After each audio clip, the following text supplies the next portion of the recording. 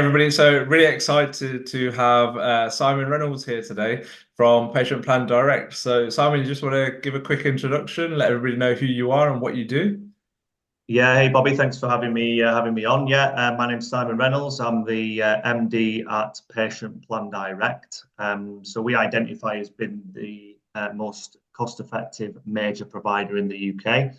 And we typically work with practices who are looking to launch a plan for the first time, or because we're a cost-saving proposition, switch from another provider, switch an existing base of plan patients.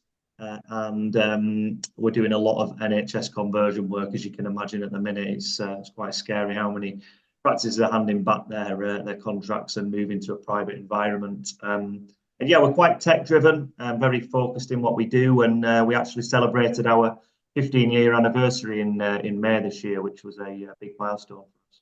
Yeah, no, fantastic. Yeah, it's a big milestone.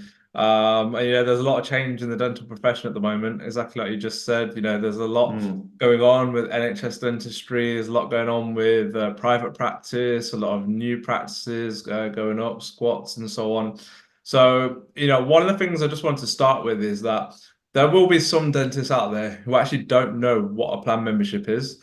So there might be some dentists that have never worked in a practice where there's plan membership, or they might be thinking about going into buying their own practice or setting up a squat. For those people, do you just want to give a quick explanation as to exactly what is a dental plan membership?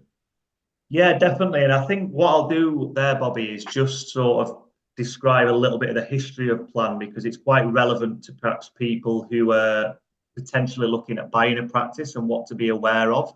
I think the first thing just to mention is that we're not talking about patient finance here. So we're not talking about breaking down the cost of treatment, with whether that be interest bearing or not. We're talking about a patient budgeting for access to their ongoing routine care at the practice. So the original concept of a plan way back was what many people will be familiar with as being called full care, or a capitation type plan. And that's really nowadays less popular. But if you are looking at buying a practice, there is a chance that you could inherit a list of care or capitation plan patients. So what we mean by that is that patients have to be clinically fit to join such a plan. And they would then go through a charting and in essence be banded A through to E. And that would include not only routine examinations, x-rays, hygiene visits, but also any routine treatments as well. So typically A would be a lower risk patient and E would be a higher risk patient, and there would be that routine treatment incorporated in that as required. Now that is less popular these days, and it's also quite a tedious type of plan to be managing on an ongoing basis.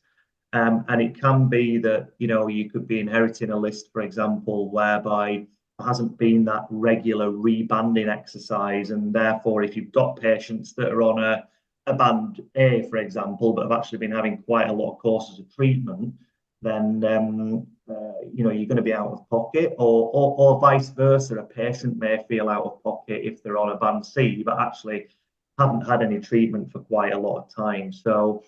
And there's been all sorts of issues with clinical neglect that's materialised when there's been changes in practice ownership over the years.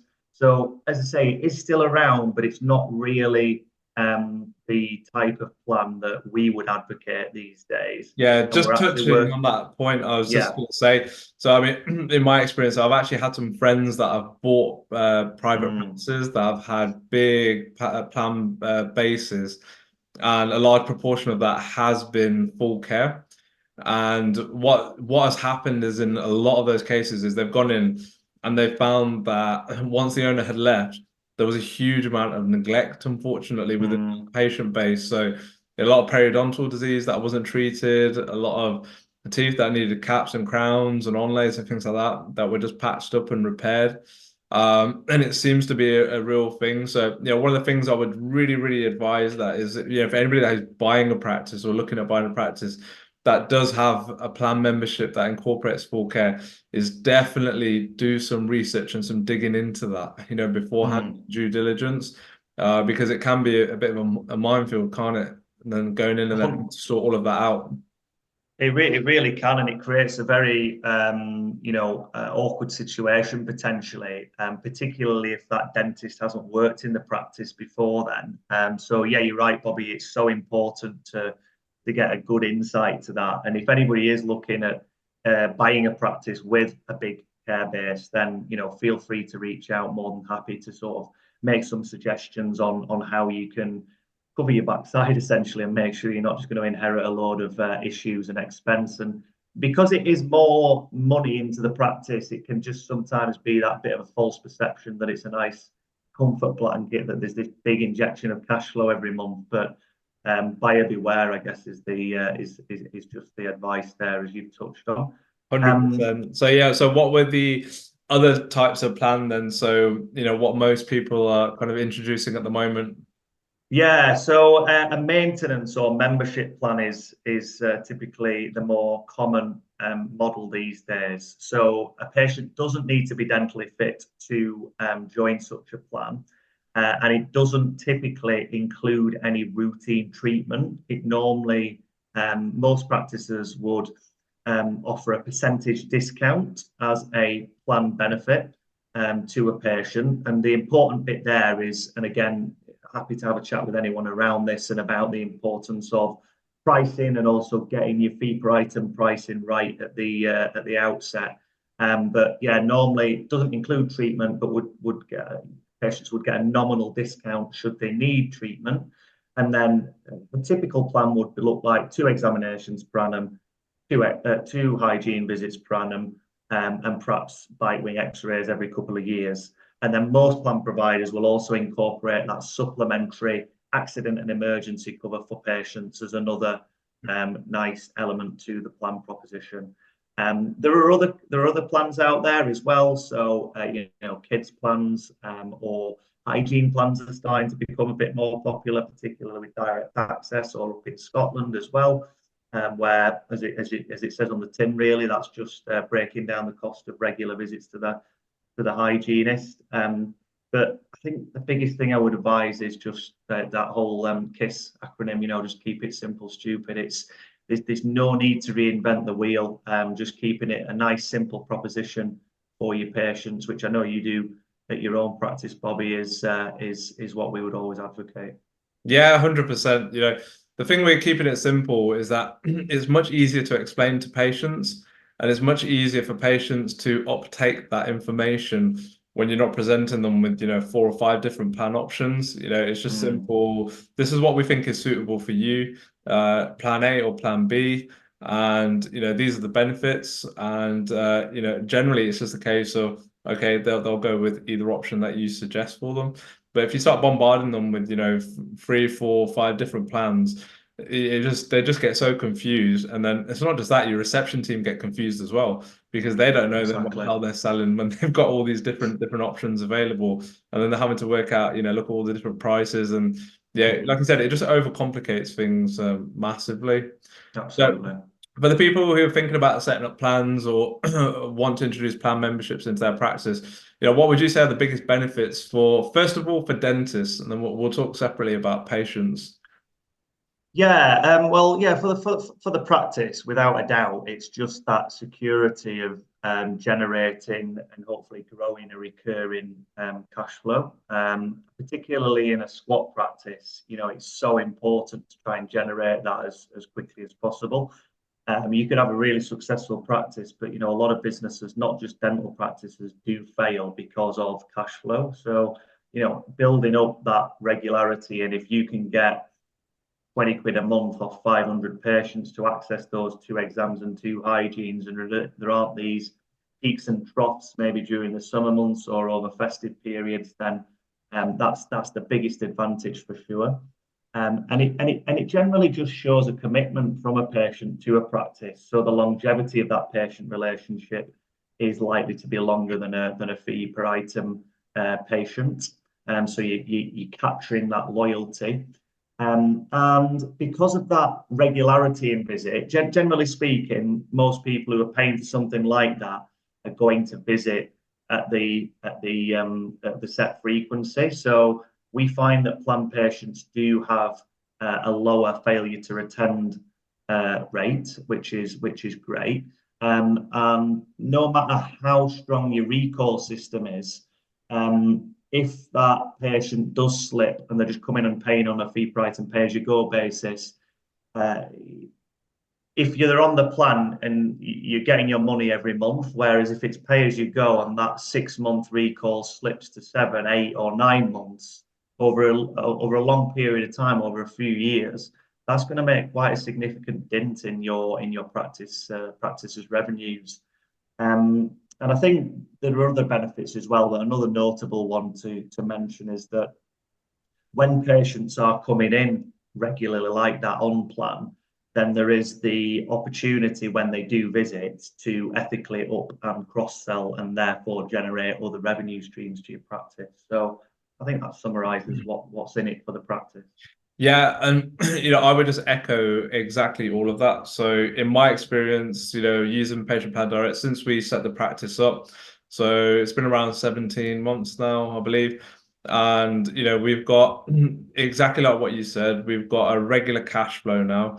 And that's significant, it makes a big difference in a squat. And that helps massively, massively with your bills. You have that security blanket and that grows month by month, which is amazing.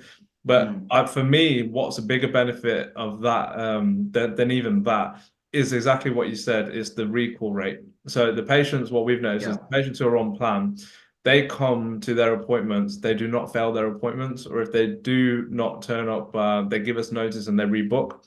The patients who stayed as private patients, it is much harder to recall them. And the ones who are on the plan, if they need any treatment doing, or if you do decide to upsell, cross-sell, anything that you need to ethically, most of the time they uptake that because they've got the trust in you and they're already paying you and they want to be there, which is phenomenal. Whereas with the patients who are paying privately, it's very, very different. They do not come as regularly. We've noticed that within our own practice over the last year. And for me, that's one of the biggest things, is because having consistent patient footfall in your practice is what allows you to generate work. You need to have bums on seats in order to generate work, and to do work without having to keep pumping money into acquiring new patients and new patients and new patients.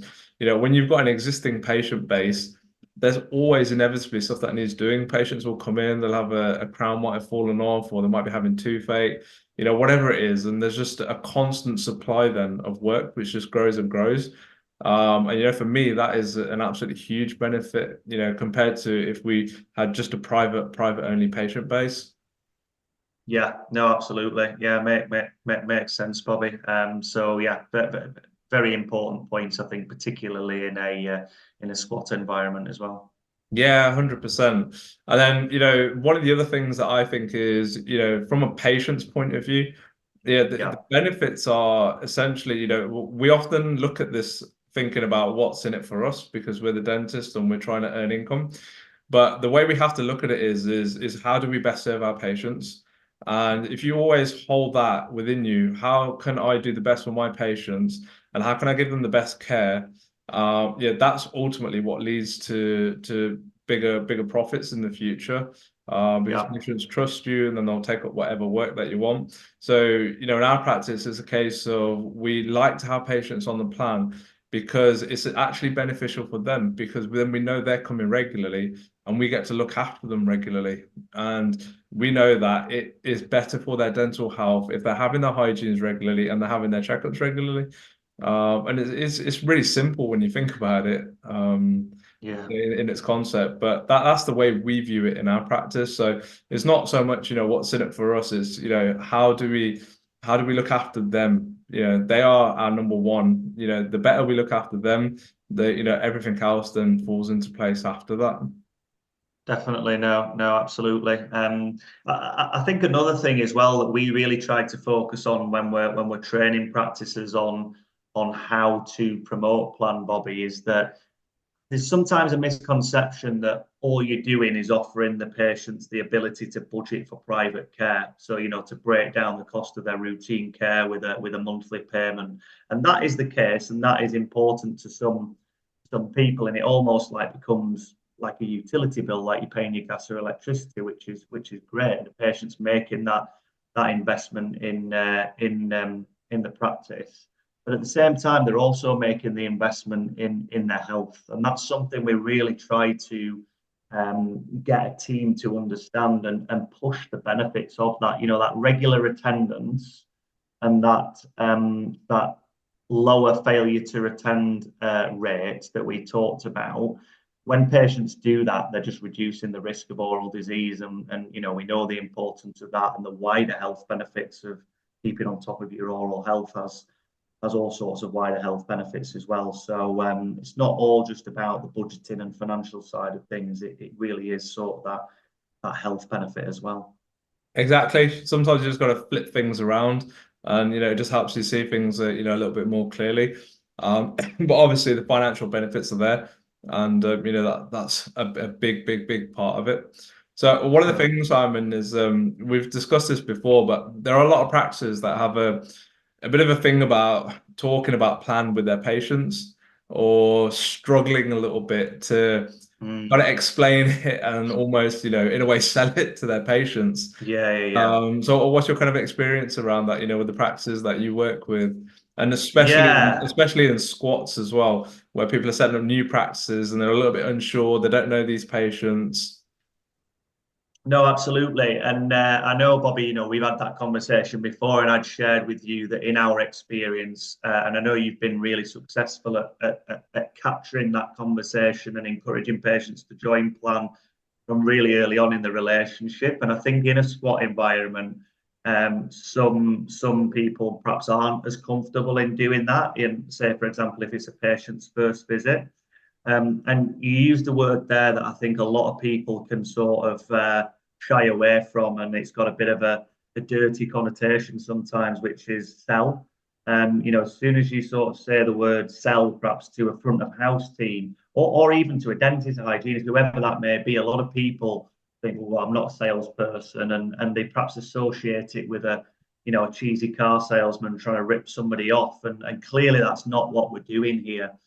So again, when we're working with practices, we really try to focus on what the ideal patient journey looks like. So, how do we introduce the plan, and how do we follow that journey to try and encourage them to sign up, because genuinely we believe that it's in the best interest of the patient to do so, because generally speaking, it is the most cost effective method for a patient to access ongoing care at the practice, and we know the health benefits of that. So, I think firstly, it's important to start externally. So create awareness of your plan offering. So it should be on your website. You should mention it in your socials. You may mention it if you're doing some local advertisement to just announce, for example, a new squat practice, or get patients to mention it in Google reviews, or all that sort of good stuff that's just raising an awareness that you do indeed offer a plan.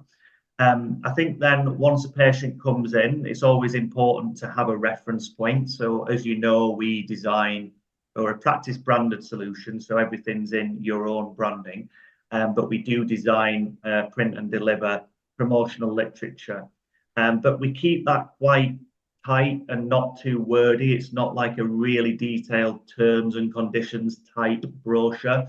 And the reason for that is because it is just that reference point, and it just needs to introduce what's included in the plan.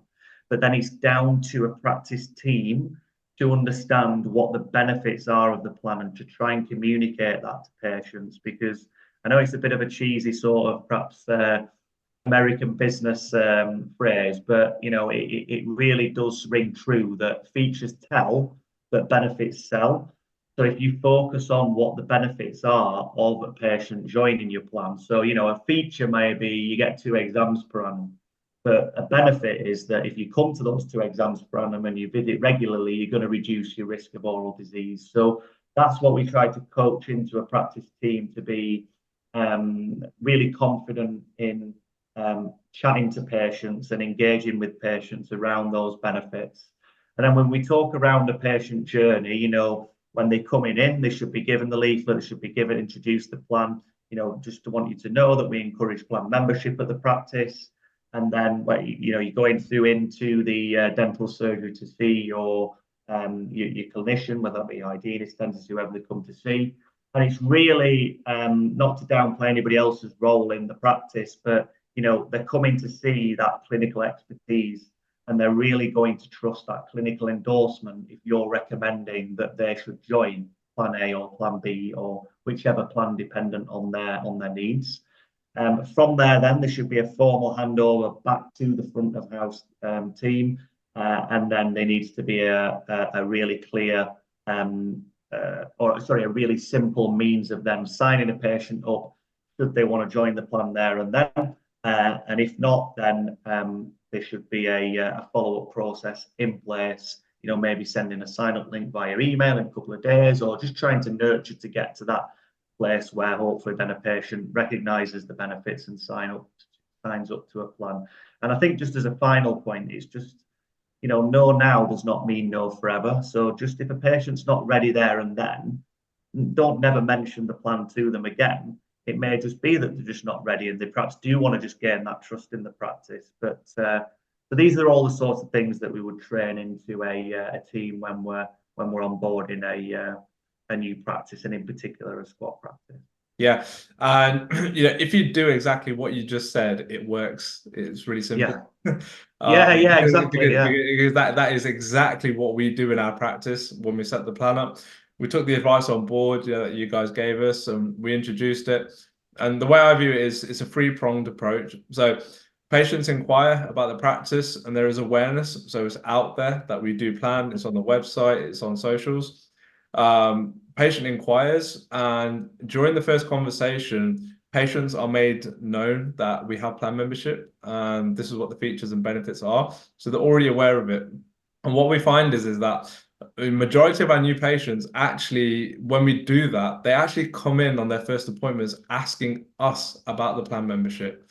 Or when I bring it up in surgery after the clinical session, then they ask me, so, you know, I know you've got plan membership. Can you tell me a little bit more about that?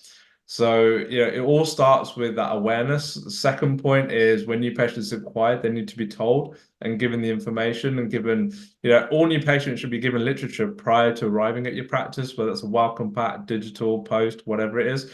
And that explains who you are, what you do, why you're doing it, and about your brand and your beliefs. And then information about plan membership within that. And then when they come for their appointments, you know, exactly like you said, the clinical endorsement, the endorsement from the dentist is massive.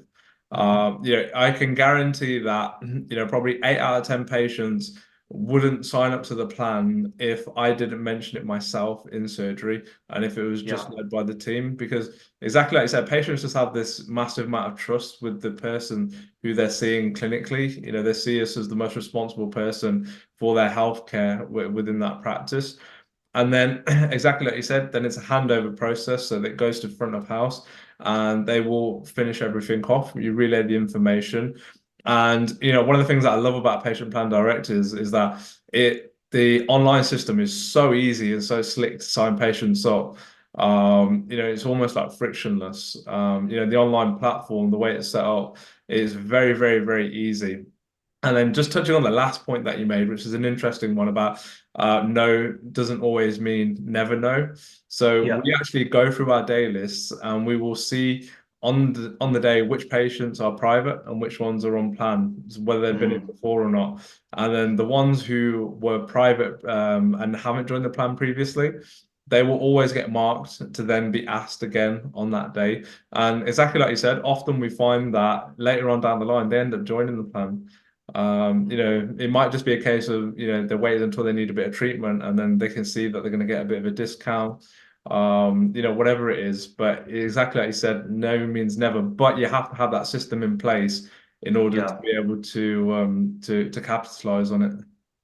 I think one other point as well, Bobby, is that, and this is a question we get asked a lot, is, you know, should a patient, let's say it's a brand new patient and they're coming into the practice, And some practices will get really hooked up on thinking, well, they've got to pay for today, and then they can join the plan, and then the next visit's sort of the first one inclusive in their plan. Whereas the ones that really drive, and the reason people do that is because they are scared that people are just going to sort of, if they join the plan today, cancel direct debit, and effectively they'll not get the full sort of amount, revenue for that exam and hygiene visit, possibly, and never see that patient again. The practices that really drive strong plan growth are the ones that put the trust in the patient and say, well, if you join the plan today, there's actually nothing to pay, and we'll just class this as your first visit for your first exam and hygiene. And then 6 months later, when they've paid 6 months worth of plan fees, then it's the second one that kicks in thereafter. Now, for every one, in our experience, for every one patient that thinks, you know what, I'm going to pull a fast one here and I'll just never come back to this practice, there's going to be dozens and dozens more that think, do you know what, that sounds like a fantastic proposition. I've been really happy with my visit today. I'm engaging in private dentistry anyway, particularly if it's a slot practice. And with the patient access issue that we know we face across the entirety of the UK at the minute, patients are just happy to be seen by a dentist. So all I would say is, you know, don't be too hooked up on the potential and perceived risk of a patient doing a runner. Just get them signed up there. Don't sort of charge them and then ask them to join the plan, and the first one counts for the next visit. That would be my advice. Yeah, no, definitely. It's a good point. I mean, in our experience in the practice, what we found is, there's very few that end up canceling their direct debits. The ones that do, generally they've got a good excuse. They're moving out of the area. Yeah. Circumstances have changed and so on. I mean, don't get me wrong, you will get the odd one or two who do try it on and will try and pull a fast one. But unfortunately, that's life. You can't control, Yeah, exactly. everything. You got to take the good with the bad. But in this situation, there's definitely more good than bad. I would definitely say. I agree. And one of the other things, Simon, is with plan memberships. Obviously, there's lots of different plan providers out there. People will have heard of some, not heard of others. So with yourselves, what would you say is the difference, and what would you say are the benefits and the features that you provide over other plan providers? Yeah, well, I think, I mean, our biggest USP is that our admin fees are a lot less than the likes of some of the other major providers in the market. That being said, there are some other low-cost providers in the market as well. And I think it's really important to, particularly with a SWAT practice or a practice looking to launch a plan for the first time, my advice would be to meet with perhaps not every plan provider, because we're all busy professionals. Maybe go off some recommendations, but don't just meet one plan provider and think, yep, that'll do, and crack on. People buy from people, and you've got to sort of understand who is going to be your go-to contact, who's going to be that person that's supporting you. So, for example, with ourselves, we've got relationship managers and business development managers that cover the entire UK. Some are field-based, some are office-based, depending on the nature of the practice that we're working with. But you need to speak to the person that you're going to be dealing with, that's going to be doing the training, that's going to be supporting you ongoing, and ultimately helping you to reach your plan objectives. So that's the first point. With ourselves and how we differ to some of the other plan providers, particularly the big boys, we identify as being extremely focused in our solution, and we're very technology driven, so we try to keep things paperless where possible. But what I mean by being focused is that with some other plan providers, they offer, for want of a better term, other auxiliary services or support or events that aren't necessarily related to plan, but are wrapped up in the admin fees that they charge.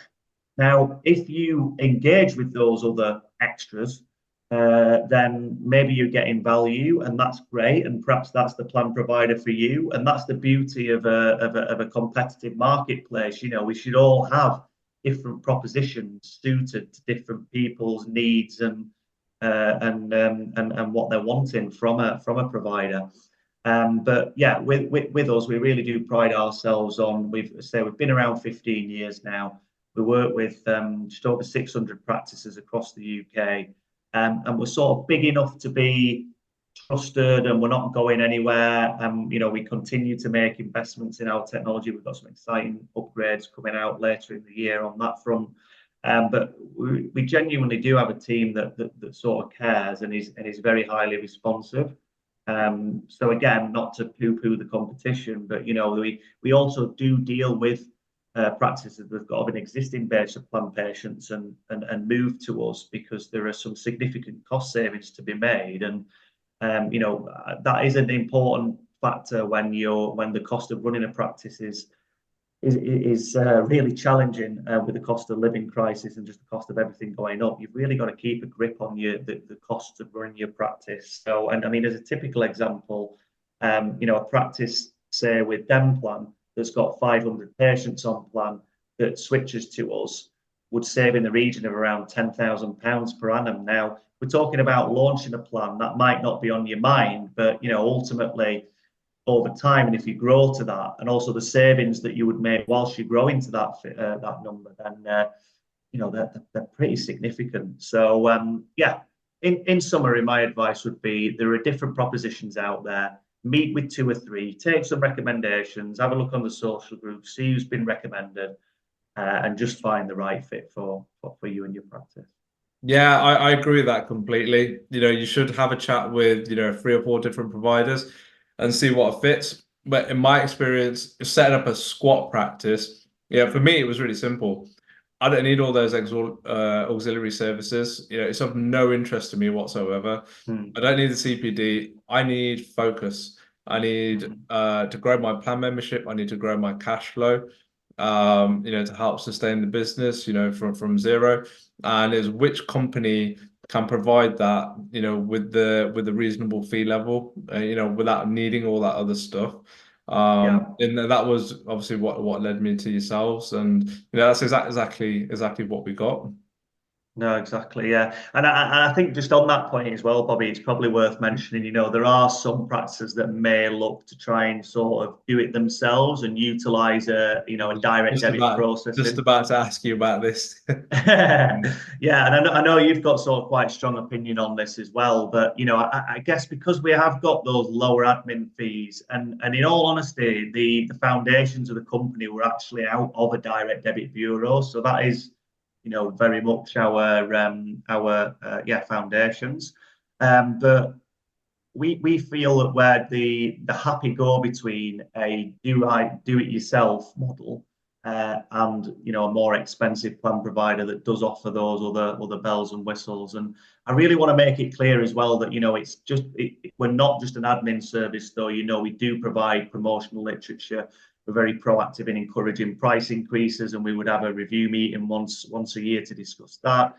We do training on our portal, but also about plan promotion, etc., etc. So, but yeah, we feel that. I mean, we've had instances where practices have tried to manage it in-house and ended up switching to us. And sometimes I think it can be a little bit of a false economy to use a SaaS-based direct debit processing product that perhaps isn't always necessarily built for dealing with dentistry.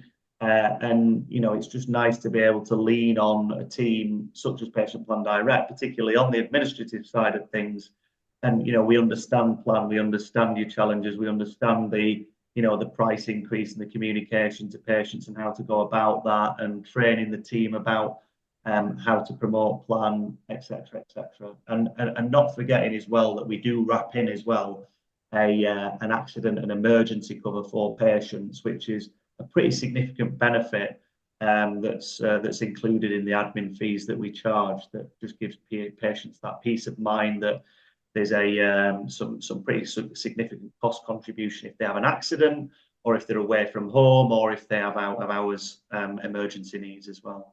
Yeah, and from a squat point of view, just coming back to that, when we set up the practice, it was in my mind, do you do it in-house or do you use a plan company? I thought really, really, really hard about this, and there's a lot of differing opinions. And in the end, it broke down to this. So when you're setting up a squat practice, you have about 10 million different things that you need to think about and that you need to worry about. And one of the biggest ones is your team in your practice. So introducing your own in-house plan membership from day one, you need somebody in your team to be able to administer that and look after it and take care of it amongst the 10 million other things that you'll get into grips with and that you don't have a clue about that you need to learn over the next 6 months while you're setting up. And for me, it was a case of if you do that, often it is the case within many squat practices that the team will change over the first 12 months. It's never always, you don't always get it right from day one. And if you put somebody, who's in charge of that from day one, and then they end up leaving 2, 3 months, and then you're back at square one again, having to manage that and training somebody to teach them to do that. For me, it was just a headache that I didn't need. The fees were reasonable enough that it's profitable enough for us. We don't need that headache. When you're a squat, you're going to be full of headaches non-stop from day one. So why not do something to alleviate that? And for me, this is definitely one of those where it just wasn't worth it. It doesn't make sense in the time, the cost, the administrative burden that's needed, and then having your own promotional marketing literature, having no support around it either. It doesn't make sense to me in the long term. Financially, it doesn't really make sense. As a squat, especially in the early days. And then once you see the benefits of it, you'll tend to just stick with it, providing you're happy. Yeah, definitely. Yeah. And look, we know we're not rocket scientists, and we know that a lot of what we talked about today is that it is best just to keep things simple. But at the same time, just having a company that is purely focused on dental plan and everything we do moving forward, because our service solution technology will continue to evolve because we want to try and just offer the best support and service we can to help our practices meet their respective plan related objectives. It's always going to be focused around that and around dentistry. And that A&E cover, it's up to £20,000 worth of cover should a patient have an accident. We've had instances where people have needed, implants and treatment plans into the many thousands. And as with any sort of cover like that, you hope you never really have to access it. But when you do, you're really glad it's there. So that all considered, I think, as you say, it's our admin fees are low enough where it sort of stacks up that it's worthwhile when you, and particularly in a squat practice, as you say, when you just factor in all the other elements that you're going to be up against in those early stages. Yeah, 100%. Why make your life any harder than it needs to be? That's one of the things that I love about Patient Plan Direct is that exactly that you're really focused. You know what your core business is, and you focus on that. There's many businesses that they get lost in all this other stuff, around it, and they get big, and then they start introducing other services and whatnot. As with yourselves, it is literally laser focus. We want to do this, and we want to do it as well as we can, which is great. Thank you for that. No, thank you for sharing all of that, Simon. So I just want to end with one thing. So obviously you have a lot of dealings with squat practices and helping squat practices, introduce plans. So what would your top 3 tips be for anybody who's thinking about opening a squat practice in the near future? Well, number one would be, if you're going to do it, there's never been a better time to do it because there is a unfortunate patient access crisis across the country. I'd mentioned before that we're doing a lot of NHS to private conversions at the minute as well, and that the unfortunate outcome of that is that, generally speaking, a practice only needs to retain, on average, around about 40% of their patient base, which means that 60% of that patient base is looking for dental care elsewhere. So, in terms of an ability to attract new patients, I mean, again, this is going to differ depending on geography, but I don't think there's ever been a better time to do it. So that would be number one. Number 2 would be, and a little bit controversial, but really question why are you wanting to do this?